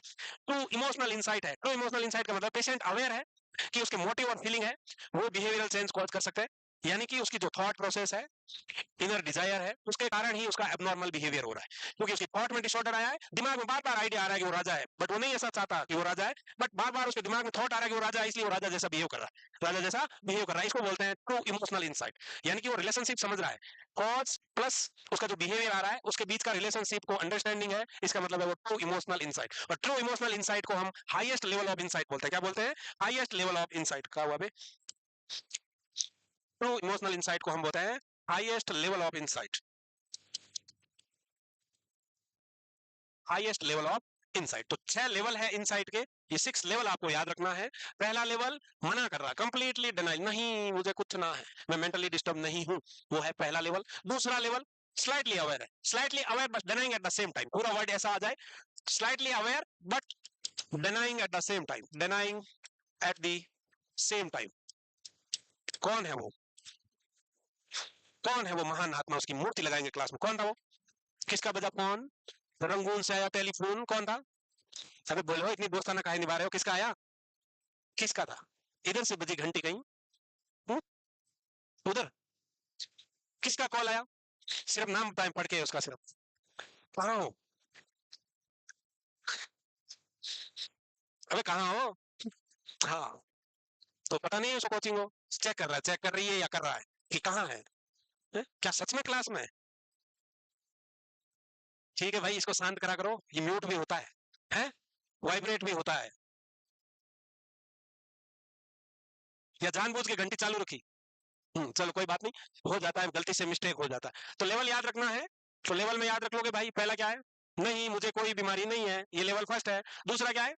Slight aware है but denying eight the same time, slight awareness, यार कुछ तो गड़बड़ है, नहीं नहीं कुछ नहीं है, कुछ तो लग रहा है ऐसा, नहीं नहीं कुछ नहीं है, ये लेवल 2 है। लेवल 3 क्या है? अवेयरनेस ऑफ बीइंग सिक, पता है कुछ ना कुछ गड़बड़ है, लोचा है, बट एक्सटर्नल फैक्टर को ब्लेम करेगा, घर में टेंशन है, जॉब की टेंशन है, उसने काला जादू किया है, तांत्रिक ने कुछ करवा दिया, खाने में कुछ मिला के खिलाया, तब से मेरा दिमाग ऐसे रहता है। ये क्या है? लेवल 3 है। लेवल 4 क्या है? कि पता है मेंटली यार दिमाग तो सही नहीं रह रहा आजकल, पर क्यों, कारण का नहीं पता है। लेवल 4 हो गया ये। लेवल 5 इंटेलेक्चुअल इंसाइट है, पता है उसको, पता है और एडमिट भी कर रहा है, एक्सेप्ट कर रहा है कि मेंटली डिस्टर्ब हूं, मेंटली डिस्टर्ब हूं। फिर आता है हाईएस्ट लेवल ऑफ इंसाइट, उसको बोलता है ट्रू इमोशनल इंसाइट। तो यहाँ पेशेंट को पता है कि उसकी एबनॉर्मल थॉट की वजह से बिहेवियर में चेंजेस आ रहे हैं, थॉट की वजह से बिहेवियर में चेंजेस आ रहे हैं, रिपीटेड थॉट्स आ रहे हैं दिमाग में, जिसके कारण उसका बिहेवियर भी एबनॉर्मल हो रहा है। ये क्या कहलाएगा? ट्रू इमोशनल इंसाइट, जिसको हाईएस्ट लेवल ऑफ इंसाइट कहेंगे। क्या कहेंगे? Highest level of insight. अब क्या हुआ? लेवल गड़बड़ा गया, लेवल सारा। घर जाके इन सारी चीजों को एक दो बार रिवीजन नहीं करोगे तो ये बात तुम्हारे खपड़िया में बिल्कुल ना घुसेगी, ये पक्का है? इसलिए दो तीन बार रिवीजन कर ही सकते हो, 2 पेज तो, 2 पेज तो फोन पे बात करते करते ही कर लेना। हाँ, फोन पे बात है, मेलो बाबू क्या कर रहा है, इधर उधर ऐसे घूमते घूमते है, वॉकिंग टॉकिंग टाइम में है, वॉकिंग टॉकिंग टाइम में ही 2 पेज तो पढ़ सकते हैं। सिर्फ यूं देखते रहना, यूं बात उधर करना, इसको देखते रहना, देखते रहोगे याद हो जाएगा। तो कर लेना याद, इस पे क्वेश्चन आएगा एग्जाम में, इसलिए पहले बता रहा हूं भाई। अब देखेंगे sign and symptom. Mentally disturb हो गया, क्या क्या सिम्टम दिखेंगे? कॉमन मेंटल डिसऑर्डर के साइन एंड सिम्टम, यानी कि अलग अलग साइन एंड सिम्टम देखने को मिलेंगे। कॉन्शियसनेस में क्या चेंजेस आएगा कोई अगर मेंटली डिस्टर्ब है तो? परसेप्शन में क्या चेंजेस आएगा? थॉट में क्या चेंज आएगा? इनसाइट में क्या, जजमेंट में क्या, इमोशन में क्या क्या चेंजेस आएंगे, किस किस फील्ड में, वो सब देखेंगे वन बाय वन। तो पहला देखते हैं कॉन्शियसनेस में क्या चेंजेस आएगा। और कॉन्शियस कौन है? कॉन्शियस कौन है? जो कौन कब क्यों कब कहां कैसे है, वो वाला है।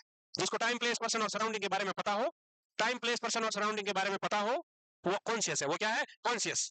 तो कॉन्शियसनेस के डिसऑर्डर में सबसे पहले आता है क्लाउडिंग ऑफ कॉन्शियसनेस, जिसको क्लाउडेड ऑफ कॉन्शियसनेस भी बोलते हैं, क्लाउडिंग ऑफ कॉन्शियसनेस भी बोलते हैं। क्लाउड का मतलब क्या होता है? बादल। क्लाउड यानी बादल।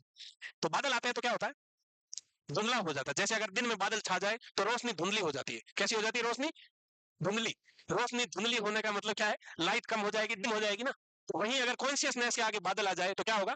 अवेयरनेस धुंधली हो जाएगी ना भाई। अवेयरनेस धुंधली का मतलब उसको पता नहीं चल रहा है कहाँ है, क्यों है, कब है, क्या टाइम हो रहा है, उसको पता नहीं चल रहा, यानी कि डिम हो गया है। कॉन्शियसनेस कैसा हो गया है? डिम हो गया है। तो डिमनेस इन अलर्टनेस है। डिमनेस इन अलर्टनेस और अवेयरनेस, ये मोस्ट कॉमन फीचर किसका है?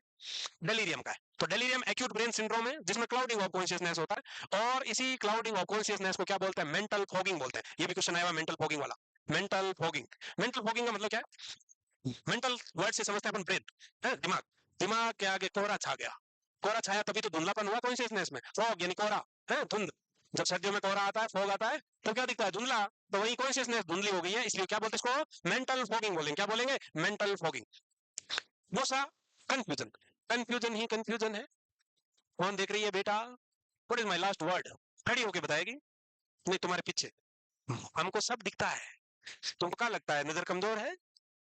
ऐसा नहीं है। बताओ मैंने लास्ट वर्ड क्या बोला है? क्लाउड है, कंफ्यूजन में हो।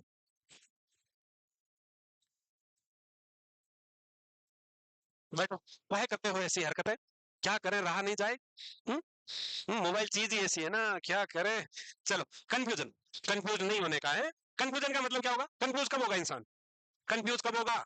जब माइंड में कुछ क्लियर नहीं होगा। कंफ्यूज कब होगा? जब माइंड में कुछ क्लियर नहीं होगा। एग्जाम में क्या होता है? 2 ऑप्शन एक जैसे लग रहा है, क्लियर नहीं है, ये होगा कि ये होगा, बी होगा कि सी होगा, और बी होगा कि सी होगा के चक्कर में उस कंफ्यूजन में बी सी हो जाता। क्या होगा? तो ये कंफ्यूजन है, लैक ऑफ क्लियर माइंडनेस है। लैक ऑफ क्लियर माइंडनेस, जब दिमाग में कुछ क्लियर ना हो, उस कंडीशन में इंसान कंफ्यूज होता है। और जब इंसान कंफ्यूजन वाली स्टेज में होता है तो कोई कुछ पूछे ना, है अरे भाई, है ठीक है, ये कंफ्यूजन है। सरप्राइज एक्सप्रेशन के साथ पजल लगेगा, उल्टा हुआ सा क्यों देगा। जैसे गांजा फूंक लेने के बाद इंसान को आवाज रहे रामलाल, है अबे क्या, अबे है क्या, इधर देख, है अब ये क्या, ये कंफ्यूजन वाली स्टेट है। क्या है? कंफ्यूजन, समझ नहीं आ रहा कौन क्या कह रहा है, यूं देख रहा है। तो ये क्या है? कंफ्यूजन। तो कंफ्यूजन याद रखना है, जब माइंड में कुछ क्लियर ना हो, लैक ऑफ क्लियर माइंडनेस क्या कहलाएगा? कंफ्यूजन कहलाएगा। यहाँ इंसान पजल्ड लगता है, उलझा हुआ सा पजल्ड दिखेगा। और एक्सप्रेशन ऐसे सरप्राइज वाले हैं, वो वाले एक्सप्रेशन देगा। दूसरा आपका पहला था क्लाउडिंग ऑफ कॉन्शियसनेस, जिसमें डिमनेस इन अवेयरनेस और अलर्टनेस है। यहाँ इसको मेंटल फॉगिंग कहते हैं। और ये सबसे हॉलमार्क फीचर किसका है? डेलीरियम का है? ठीक है, चलो हो गया लिख के, तो लिखो।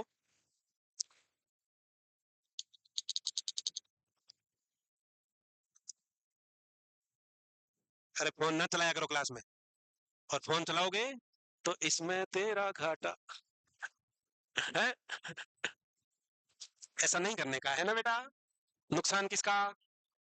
हमारा ज्यादा नहीं है, उससे ज्यादा तुम्हारा है। मेरा तो क्या ही नुकसान, मैं तो अपना फर्ज निभा रहा हूँ भाई, 2 घंटे से खड़ा हूँ लगातार बक रहा हूँ। गलती किसकी है? मेरी। ये ब्लेमिंग है, इसको बोलते हैं ब्लेमिंग अदर्स। इसको क्या बोलते हैं? Blaming others. जब आप ब्लेम ब्लेम ब्लेम करोगे और सेल्फ एक्सेप्टेंस नहीं लाओगे, खुद की गलती को स्वीकार नहीं करोगे, सुधार की गुंजाइश नहीं है। इसमें भी तेरा घाटा है। चलो, ऐसा नहीं करना है, पढ़ाई करो है, अच्छी आदतें डाला करो रे। बच्चे नहीं हो तुम, सब बड़े हो, मैच्योर हो, समझदार हो गया लिखे बेटा। चलो, नेक्स्ट आता है स्टूपर। स्टूपर का मतलब होता है म्यूट एंड मोशनलेस, जिंदा लाश। म्यूट एंड मोशनलेस, जिंदा लाश, ना हिल डुल रहा है ना बोल रहा है, कोई एक्टिविटी नहीं, चुपचाप पसरा पड़ा है। म्यूट एंड मोशनलेस क्या कहलाता है? स्टूपर। म्यूट एंड मोशनलेस क्या कहलाएगा? Stupor. In this patient activity and speech are reduced at minimal level, लगभग नहीं के बराबर, लगभग नहीं के बराबर एक्टिविटी करेगा, पसरा पड़ा है, ना हिल रहा है, ना हिल रहा है, ना बोल रहा है।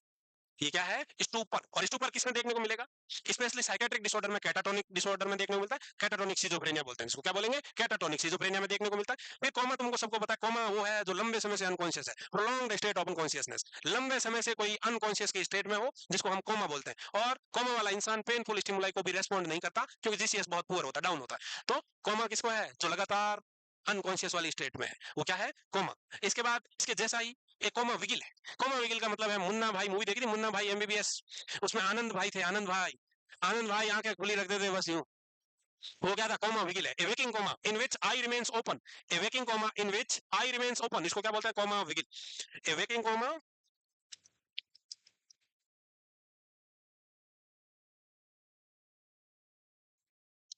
इन विच आई रिमेन्स ओपन, आई रिमेन्स ओपन। यहाँ आंख है खुली खुली, कैसी है? आंखें हैं खुली खुली, बट अवेयरनेस नहीं है, बिल्कुल भी अवेयरनेस बिल्कुल नहीं है। तो इसको हम बोलेंगे वेकिंग कोमा। और कोमा इन विच आई रिमेन्स ओपन, आई रिमेन्स ओपन। तो कोमा विगिल याद रखना है। इसका क्वेश्चन भी आया हुआ है। क्वेश्चन कैसे आएगा? जिसका मीनिंग है वैसे ही आएगा, कैसे भी आ सकता है। A patient with head injury, a patient with mental disorder, a patient with schizophrenia, या a patient with dementia. A patient with dementia, eye open but awareness is decreased, eye open but awareness is decreased, condition is known as. तो आपको याद रखना है, आंखें खुली है और अवेयरनेस कम है, इसका मतलब कोमा विगिल है। इसका मतलब क्या है? कोमा विगिल है।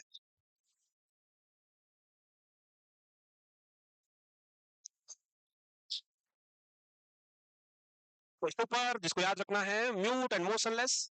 वहीं कोमा, लगातार लंबे समय से कोई अनकॉन्शियसनेस में है, उसको कोमा बोलेंगे। कोमा विगिल का मतलब है वेकिंग कोमा इन विच आई रिमेन्स ओपन, आई रिमेन्स ओपन। तो कॉन्शियसनेस के डिसऑर्डर में अभी तक आपने देखा, क्या देखा? Clouding of consciousness. Clouding of consciousness का मतलब होता है डिमनेस इन अवेयरनेस और अलर्टनेस, डिमनेस ऑफ अलर्टनेस और अवेयरनेस, जिसको मेंटल फॉगिंग कहते हैं। और ये मेनली डेलीरियम में देखने को मिलेगा। दूसरा चीज आता है आपका कंफ्यूजन। कंफ्यूजन ही कंफ्यूजन है, सॉल्यूशन का पता नहीं। तो यहाँ lack of clear mindness, lack of clear mindness, दिमाग में कुछ क्लियर नहीं है, वो कंफ्यूज्ड है। इसके ऊपर में म्यूट एंड मोशनलेस, जिंदा लाश की तरह पड़ा हुआ है। कोमा में लगातार लंबे समय से अनकॉन्शियस में पड़ा हुआ है। कोमा विगिल में आंखें खुली है, आंख है खुली खुली, और तुम क्या करोगे? वो मुस्कुरा तो काहे करेगा? Dreamy state, twilight state, oneiroid state, fantasy, और तुम क्या करोगे? वो मुस्कुरा तो काहे करेगा? Dreamy state, twilight state, oneiroid state, fantasy state, ये क्या है? सपनों में खोया हुआ है। ये एक ऐसी स्टेट है अवेयरनेस डिक्रीज की, कि भाई साहब इंसान यूं फैंटेसीज भाई को कुछ सोच रहा है, कहीं दिमाग घूम रहा है, दिमाग कहीं मंडरा रहा है, दिमाग कहीं ना कहीं मंडरा रहा है, फैंटेसीज में है। वो वाली स्टेट है ड्रीमी स्टेट, फैंटेसी स्टेट। फिर आता है एक सोमनोलेंस। सोमनोलेंस का मतलब क्या है? दिन में, डे टाइम में कॉन्शियसनेस डिक्रीज हो जाना। यानी कि कॉन्शियसनेस जब डिक्रीज होगी तो सीधी सी बात है, सोएगा।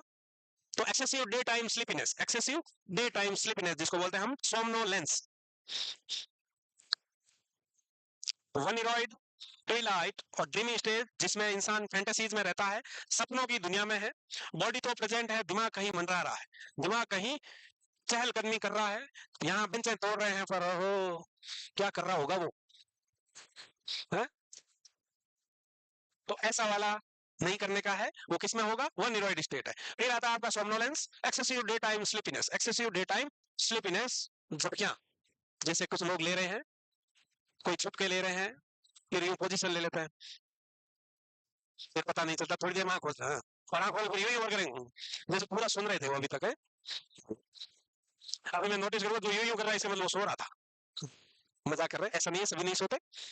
उसके अलावा क्या हुआ? नहीं लिखा? नहीं लिखा? तो फिर कहाँ हो गया? टोरपोर। टोरपोर का मतलब है लेसर डिग्री ऑफ स्टूपर। जैसे स्टूपर में क्या था? एक्टिविटी और स्पीच बिल्कुल नहीं के बराबर था, यहाँ कुछ एक्टिविटी मिलेगी, यहाँ क्या, some of activity can be seen, some activity can be seen, some activity can be seen. एक सेकंड होल्ड करना है।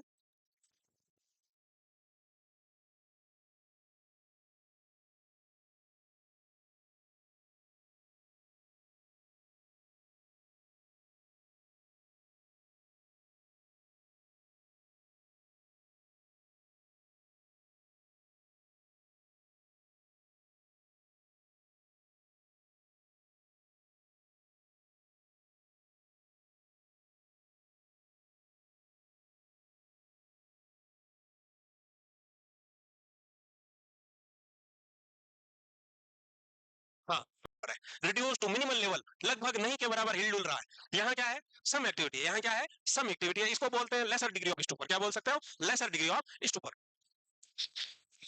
ठीक हुआ भाई। फिर आता है डिसोसिएटिव व्यू। डिसोसिएटिव व्यू का मतलब है डिसोसिएशन, एसोसिएशन है। ये क्या है, एसोसिएशन का मतलब क्या हुआ है, लोग जुड़े हुए हैं आपस में, उसको बोलते हैं एसोसिएशन। डिसोसिएशन का मतलब क्या है, सेपरेट हो जाना। तो यहाँ डिसोसिएशन में क्या होगा, सेपरेट हो जाएगा। किससे, डिसोसिएटिव क्यू का मतलब होता है सडन एस्केप और wandering away from home environment, sudden escape और wandering away from home environment under the stressful situation, under the stressful situation, and assumes new identity after some time, returns back to previous identity when the mental status stabilises. इसका मतलब कि जब भी कोई tension वाली situation आई, उस जगह से भाग जाना, फुर हो जाना। फ्यू का मतलब है फुर, रफू चक्कर हो गया, वहां से भाग गया, झोला उठा के निकल गया, नई जगह चला गया हिमालय में, और वहां नाम बदल के रहा, कुछ दिनों तक, सालों तक नाम बदल के रहा। तो अपने माइंड की नॉर्मल चीज है, मैकेनिज्म है, तकलीफ देने वाली चीज ज्यादा दिन तक याद नहीं रहती, धीरे धीरे अनकॉन्शियस माइंड में जाके भूल जाते हैं हम। तो धीरे धीरे जो टेंशन वाली चीज भूलेंगे, वापस पुरानी आइडेंटिटी में आ जाएंगे। इसको बोलते हैं डिसोसिएटिव क्यू। इसका एग्जांपल है, बातें ना करो रे, मुंह पे हाथ रख के क्या बातें कर रहा लड़कियों की तरह है, बी ए मैन। बात करनी है तो चौड़े में करो, ऐसे नहीं। चौड़े में भी नहीं करनी है, कह लो मैं तो आदमी करूंगा बात, ऐसे नहीं। तो डिसोसिएटिव व्यू का एग्जांपल, एक फेमस डॉक्टर था, फेमस डॉक्टर झटका, जिनका नाम था डॉक्टर झटका। पीडियाट्रिशियन थे, फेमस डॉक्टर झटका पीडियाट्रिशियन, बच्चों के डॉक्टर, बहुत अच्छे डॉक्टर थे, रोज भीड़ लगती थी उनकी क्लिनिक में। एक दिन एक बच्चे के यूं इंजेक्शन लगाया और बच्चा ऑन द स्पॉट एक्सपायर हो गया। अब बच्चा एक्सपायर हो गया तो डॉक्टर झटके को बहुत झटके पड़े, उसके रिलेटिव ने मारा, अस्पताल तोड़ दिया, पुलिस केस किया, पुलिस भी आ गई। तो ये टेंशन एनवायरनमेंट कितना खतरनाक था डॉक्टर झटका को सहन करने के लिए। हो गया, तुम दोनों बताओ क्या नाम था उस डॉक्टर का। ये तो याद रहेगा ही। कमाल है भाई, क्या डिस्कशन कर रहा था, आज वहां चलेंगे, है कैसी हो दीदी, ऐसे पूछ रहे थे। क्या कहना क्या चाह रही थी, कि अभी भाग के निकलेंगे नीचे, मैं जल्दी से प्लेट ले लेंगे ऐसे। तो यूं दोनों ने सहमति भी जताई लास्ट में, है, जोर से बोलो, छोड़ो नहीं समझ में आया मुझे। तो डॉक्टर झटका को ये बहुत स्ट्रेसफुल एनवायरनमेंट था, टेंशन वाली सिचुएशन डॉक्टर झटका हैंडल नहीं कर पाए, क्योंकि क्लिक तो होती, पुलिस केस होगा, जेल होगी, लाइसेंस रद्द हो सकता है, आगे प्रैक्टिस नहीं कर पाएगा, ये सारा टेंशन बहुत ज्यादा हो गया। तो डॉक्टर झटका वहां से भाग गए, अचानक से खिड़की से कूदे, ऑटो पकड़ा और वहां से भाग के रेलवे स्टेशन आके ट्रेन पकड़ के हरिद्वार चले गए। कहाँ चले गए, हरिद्वार। वहां जाके रामलाल नाम के साधु बन के बैठ गए, रामलाल नाम का साधु बन के, कोई भी पूछे क्या नाम है, रामलाल, कुछ भी याद नहीं पीछे का, पीछे के चीजों से क्या हो गए हैं, डिसोसिएट हो गए हैं, पीछे की सारी यादें, एनवायरमेंट, उससे क्या हो गए, डिसोसिएट हो गए, यानी अलग हो चुके हैं। अब वो सिर्फ रामलाल है और साधु है। बहुत सालों तक बैठे रहे वहां, 2-3 साल तक। धीरे धीरे माइंड का ऑटोमेटिक फिनोमिना है, तकलीफ देने वाली चीज, टेंशन वाली चीज धीरे धीरे हम भूल जाएंगे, अनकॉन्शियस माइंड में चली जाएगी, अनकॉन्शियस माइंड में चली जाएगी। तो वैसे ही 2-3 साल बाद वो चीजें ऑटोमेटिक माइंड से चली गई। अचानक से डॉक्टर झटका को याद आया कि आई एम डॉक्टर झटका पीडियाट्रिशियन। अब डॉक्टर झटका वापस आ गए अस्पताल, लौट के घर को आ गए, और वापस उसी एनवायरनमेंट में आ गए, क्योंकि मामला भी शांत हो गया। वक्त सारे घाव भर देता है ना, पता ही है तुमको, है कि नहीं। ये डिसोसिएटिव क्यों हर किसी के साथ होता है, हर किसी के माइंड में होता है। क्यों नहीं होते, तुम रघुचर नहीं होते, बट डिसोसिएट तो होते हो। डिसोसिएशन नॉर्मल मैकेनिज्म है, अपना माइंड तकलीफ देने वाली चीज को अलग कर देता है, ऑटोमेटिक अनकॉन्शियस माइंड में डालेगा, रिप्रेस कर देगा। क्या करेगा, रिप्रेस कर देगा। बहुत प्यार करते थे तुम किसी से, या करती थी तुम किसी से पहले, कब, जब 12th में थे, कॉलेज में थे, उसके बाद ब्रेकअप हुआ, शादी हो गई उसकी, या उसकी दूसरी गर्लफ्रेंड बन गई, कुछ दिन तक बहुत किया है, मर जाऊंगी मर जाऊंगा ऐसा किया। धीरे धीरे धीरे धीरे वक्त के साथ अब वो कौन, कोई याद नहीं है, वही हादसा है, ये डिसोसिएशन है। क्या है ये, डिसोसिएशन है। इसको दूसरे वर्ड में बोलते हैं रिप्रेशन, रिप्रेस्ड कर दिया, तकलीफ देने वाली चीज अनकॉन्शियस माइंड में चली गई। लिखो उसको, अगर कहानी समझ में नहीं आई क्या, तो लिख लो, सडन एस्केप, सडन एस्केप और wandering away from, wandering away from home environment, बहुत अच्छी हैंडराइटिंग लिख रहा हूँ, बिल्कुल पूछना। होम एनवायरमेंट एंड एज्यूम्स साथ में बोल भी रहा हूँ, कान खुले रखें। Assumes new identity, new identity under stressful situation, under stressful situations. After some time, after some time, returns back to previous identity, previous identity after the mental condition stabilize. अब लिखिए, वह क्या लिखा है? इतना अच्छा कैसे लिख सकता है कोई? ये तारीफ झूठी थी, मुस्कान झूठी है, वैसे ही ये तारीफ भी झूठी थी। हाँ, मुस्कान झूठी है, कोई भी झूठा हो सकता है, जरूरी नहीं। पुरानी आइडेंटिटी को भूल जाएगा, नई आइडेंटिटी अपना लेगा। बॉडी का नॉर्मल मैकेनिज्म है, माइंड का नॉर्मल मैकेनिज्म है। टेंशन देने वाली चीज ज्यादा देर तक याद नहीं रख सकता, क्योंकि तकलीफ ज्यादा देर तक सहन नहीं होती। इसके लिए क्या होगा, धीरे धीरे धीरे धीरे वक्त के साथ वो चीज अनकॉन्शियस माइंड में चली जाएगी। अनकॉन्शियस माइंड में चली गई, इसका मतलब भूल गया। इसका मतलब क्या है? भूल गया उन चीजों को। तो भूल गया, जब पूरी तरह से भूल गया मतलब मेंटल स्टेटस इंप्रूव हो जाएगा। जब चीजें माइंड से निकल ही चुकी है, टेंशन हट गया है, तो वापस नॉर्मल कंडीशन में आ जाएगा, वापस नॉर्मल प्रीवियस आइडेंटिटी में आ जाएगा। इसको हम डिसोसिएटिव फ्लू बोलते हैं। और डिसोसिएटिव फ्लू अगर कोई पूछे किसका डिसऑर्डर है, तो कॉन्शियसनेस का डिसऑर्डर है। इतना याद रख लोगे तो आज की सभा इधर ही समाप्त कर देते हैं। थैंक यू सो मच, धन्यवाद।